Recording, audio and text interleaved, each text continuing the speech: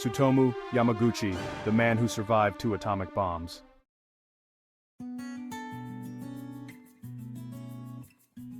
Early life and career. Tsutomu Yamaguchi was born on March 16, 1916, in Nagasaki Prefecture, Japan.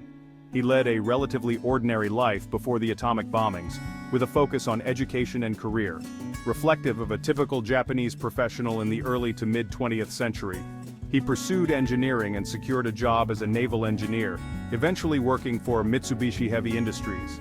At the time, Mitsubishi was heavily involved in the war effort, particularly in shipbuilding, a critical industry for Japan during World War II. As an engineer, Yamaguchi's professional duties included working on the design and construction of oil tankers, which were vital for the transportation of fuel during the war. His work, while indirectly related to the military, was focused on industry and infrastructure, not combat. In early August 1945, his professional responsibilities took him to Hiroshima for a business trip, placing him at the epicenter of one of the most catastrophic events in modern history.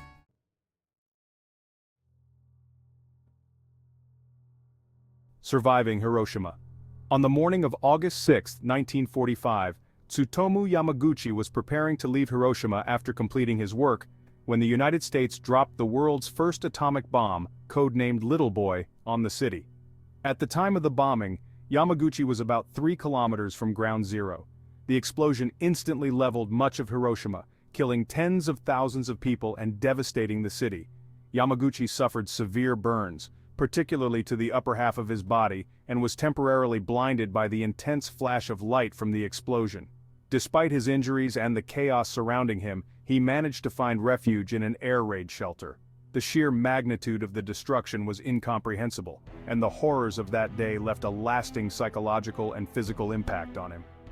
After spending the night in Hiroshima, Yamaguchi made the journey back to Nagasaki, his hometown, in a state of shock and pain.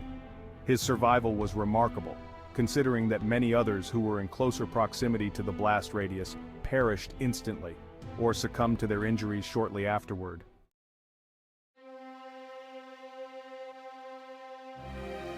The Nagasaki bombing, a second brush with death. Tsutomu Yamaguchi returned to Nagasaki on August 8, 1945, still reeling from his experience in Hiroshima. The next day, as he recounted the horrific events of Hiroshima to his colleagues at Mitsubishi, fate dealt him an unimaginable second blow. On August 9th, the United States dropped a second atomic bomb, Fat Man, on Nagasaki. Once again, Yamaguchi found himself about 3 kilometers from the epicenter of the blast. The Nagasaki bombing was less devastating than Hiroshima in terms of immediate casualties due to the city's hilly terrain, which helped shield some areas from the full impact. However, the bomb still caused widespread destruction, killing an estimated 40,000 to 75,000 people. Yamaguchi, already injured from the first bombing, miraculously survived this second atomic explosion as well. While surviving 2 atomic bombings is a unique and remarkable feat, it also meant that Yamaguchi endured not just physical pain from burns and radiation exposure, but also the psychological trauma of witnessing 2 of the most destructive events in human history. His survival is a story of extraordinary resilience, yet it also underscores the horrific nature of nuclear warfare.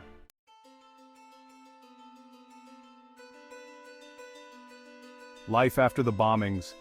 In the immediate aftermath of the bombings, Tsutomu Yamaguchi faced an immense struggle to return to a semblance of normal life. Despite his severe injuries, including burns and radiation sickness, he resumed work at Mitsubishi just a week after the Nagasaki bombing.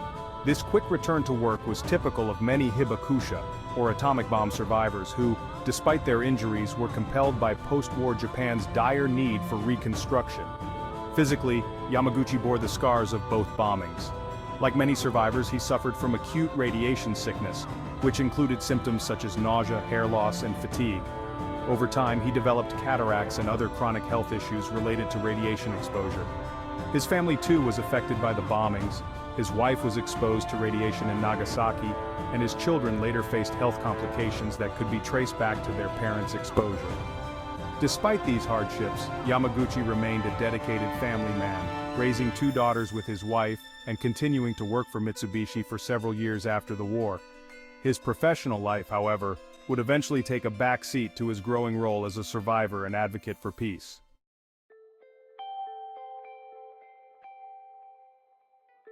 Advocacy and public recognition. For many years after the bombings, Tsutomu Yamaguchi, like many other Hibakusha, kept his experiences largely to himself. In post-war Japan, Hibakusha were often stigmatized, facing discrimination due to fears that their exposure to radiation made them unfit for work or marriage.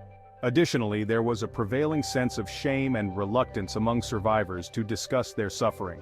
As Yamaguchi grew older, however, he began to feel a responsibility to share his story with the world. In the early 2000s, he became more vocal in his advocacy against nuclear weapons. His message was simple, yet profound. No human being should ever have to endure the horrors of nuclear warfare.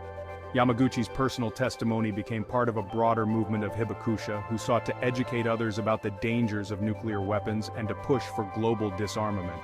In 2009, Yamaguchi received official recognition from the Japanese government as a Nijū Hibakusha, meaning a person who survived both atomic bombings. He was the only individual to receive this designation, though many other Hibakusha had been affected by both bombings indirectly. This recognition came as a culmination of Yamaguchi's years of quiet resilience and eventual advocacy, solidifying his place in history as a symbol of survival and peace.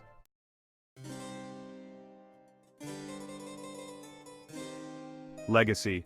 Tsutomu Yamaguchi passed away on January 4, 2010 at the age of 93. His life and legacy have left an indelible mark on the world, not just as the man who survived 2 atomic bombings, but as a powerful voice for peace and nuclear disarmament. His story has been chronicled in several books, including The Last Train from Hiroshima by Charles Pellegrino, which explores Yamaguchi's experiences in detail. His tale of survival has also inspired countless discussions about the morality of nuclear warfare and the importance of preserving peace in an age of advanced weapons technology. While Yamaguchi's unique experience has not yet been the subject of a major film, the broader events of Hiroshima and Nagasaki have been depicted in numerous works. Films such as Black Rain, released in 1989, and Barefoot Gen from 1983, offer powerful depictions of the bombings and their aftermath, though they do not focus on Yamaguchi's individual story. His life, however, remains a powerful narrative of resilience in the face of unimaginable destruction.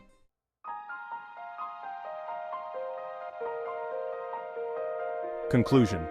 Tsutomu Yamaguchi's life is a testament to the human spirit's ability to endure even the most catastrophic events. As the only officially recognized survivor of both the Hiroshima and Nagasaki atomic bombings, his story provides a deeply personal perspective on the horrors of nuclear warfare. His advocacy for peace and disarmament in his later years reflects the lessons learned from his survival, serving as a powerful reminder of the need to prevent the use of nuclear weapons in the future.